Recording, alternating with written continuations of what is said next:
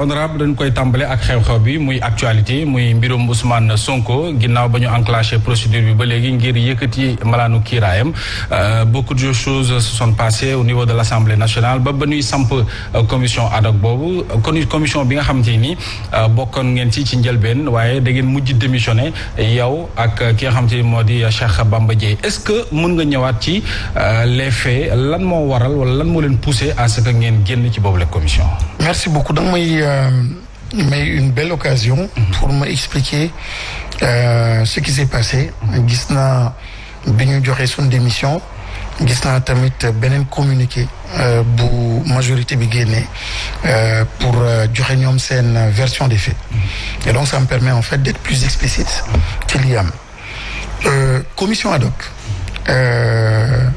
Assemblée nationale ak député yëpp ñoom ñooy tànn suivant règlement intérieur bu assemblée article 34 ak 35 installé commission ad hoc boobu commission ad hoc boobu 11 députés ñu ci nekk commission ad hoc boobu dafa war a obligatoirement am toutes les sensibilités présentes au sein de l'hémicycle de maanaam biir assemblée nationale commission ad hoc boobu dafa am benn rôle de juge d'instruction parlementaire. gis naa mu tontu dina ñu ngi jaxase déedéet. On parle bien de juge d'instruction parlementaire. Absolument. bokkul ak justice. lan la ñuy laaj commission boobu. mooy nga juger nga statuer nga décider ndax assemblée nationale mën na ou non. nangu li ko beneen pouvoir bi laaj. muy pouvoir judiciaire bi maanaam yëkkatil donc enlever immunité wu Ousmane Sonko. mais loolu nee naa juge d'instruction parlementaire. mooy donc lu ñuy laaj commission boobu. mooy nga mën a tuuti enquête. mooy nga mën a am dossier bi. mooy nga mën a auditionner. pour mën a jël décision ni waaw kii dëgg affaire yi garaaw na. te sunu collègue la bu boobaa damay yëkkati malaanu kiraay bi. mais loolu su amul su dee permettre ñu la nga def liggéey boobu commission boobu amul sens te dañu empêcher ñu def liggéey boobu comment joxuñu ñu dossier bi ce qu'ils ont fait mooy pendant 15-20 minutes dugal ñu ci benn bureau ni fiyate leen après ngeen génn ñu laajte moi en tant que vice-président ma laajte am dossier bi parce qu'un dossier aussi sérieux man du ma médecin des centaines de pages kooku mënuma ci am benn décision mënuma ko ci basé donc j'avais besoin d'un peu de temps pas seulement moi mais tous les députés deuxième difficulté mooy dañu ñëw pour arrêter un plan global de travail mooy naka la ñuy def kan la ñuy auditionner naka la ñuy jàngee kayit yi lan moo important joxante xalaat ci biir ku nekk ak sensibilité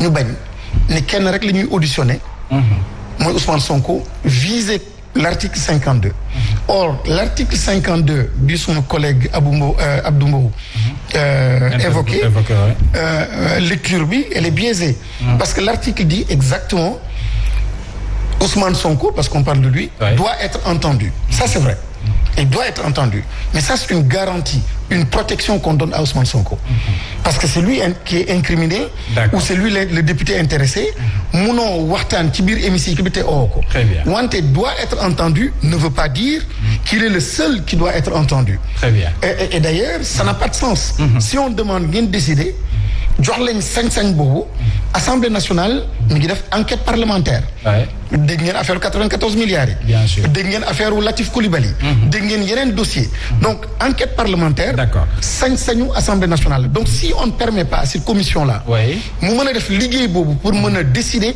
statuer il y a pas lieu d'être alors balaa ma jox sama naataango yi du point de vue de la loi wala du règlement intérieur de l'Assemblée nationale est-ce que seen démission yow ak Cheikh Bamba Dièye mën na am impact wala jeexital ci un impact certain parce que article 34 bi ma wax ni sànq ak 35 ñoom dañu ne 11 députés et la commission doit être une commission impartiale toutes les sensibilités doivent être présentes pour mën a jël décision d'accord ñu demaat ba article 40 qui est beaucoup plus explicite.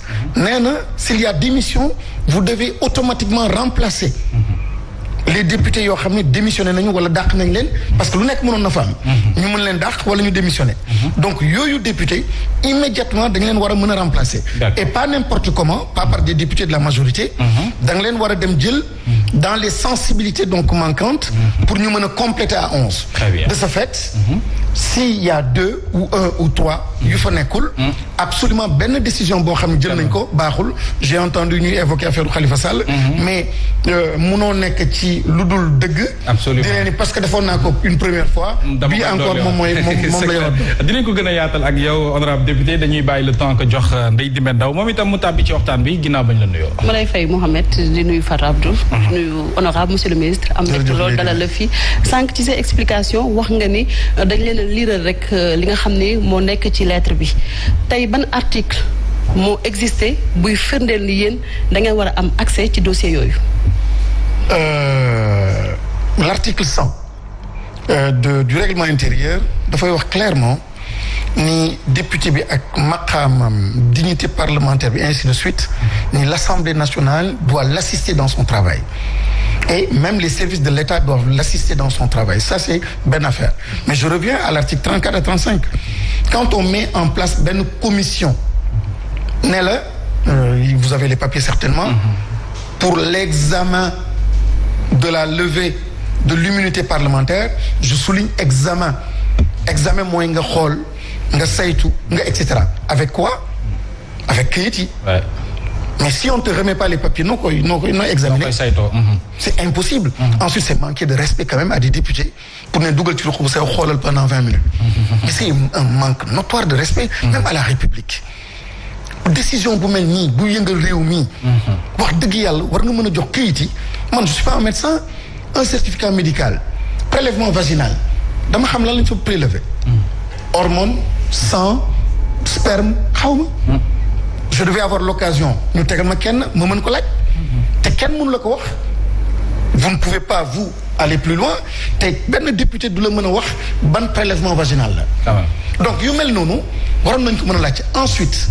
Dans les PV, on a entendu parler de Sidi Mbaye, on a entendu parler d'un médecin boo xam ni moom moo permettre donc à Sidi mu ñëw jël ko récupérer ko yóbbu ko.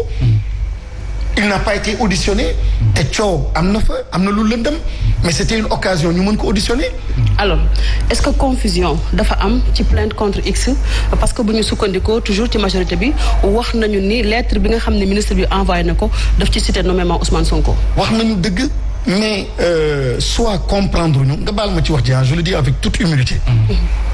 sincèrement dafa am député yoo xam ne comprendre ñu. nga baal ma ci wax ji. parce que c'est pas évident. mais am ñoo xam ne ils sont de mauvaise foi.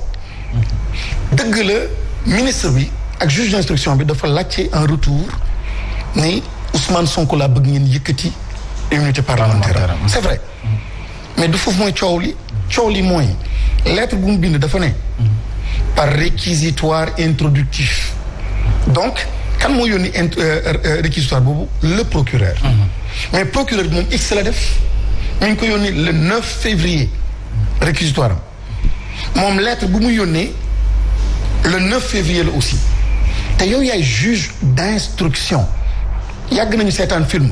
pour suma papier ak maire yi comprendre gars yi day enquête ba jékki-jékki ne la vous êtes inculpé. waaw moom yow ñu yónni la le 9 yow yaa juge d'instruction ne la xoolal ndax parce que X la man wóoruma man procureur dafoo enquête auditionné woo laajte woo xooloo médecin dégluwoo kële laajoo Adji Sarr gisoo kenn. le 9 ci boppam. nga ne ni Ousmane Sonko la. kon yéen di ngeen ko jàppee ministre de la justice moom moo toppalu Sonko et non le juge d'instruction. non c'est-à-dire que juge d'instruction bi juge du siège la. xam nga gars yi dañoo garaaw. parce que normalement xam nga parquet procureur moom côté exécutif la nekk. que la nekk côté justice. tout à fait. mu nekk séparation de pouvoir absolument. moom procureur moom moo commencé woon avec gendarme yi. donc normalement moom amoon na sañ-sañ. laaj ministre am ne nañu lever immunité parlementaire xam nga li tax def ko. article 52. parce que dañu nekk en pleine session. su newoon Ousmane Sonko rek. du ko mën a dem ci moom. du mën a def aller plus loin. parce que article 52. il sera obligé d'attendre fin de session. mais mu def loo xam ne c'est illégal. dafa contourner sunu règlement intérieur. pour génnee mbir bi loxo exécutif. mu sànni patate chaude bi. au juge d'instruction ne X. donc xam nga ñoom pare nañu.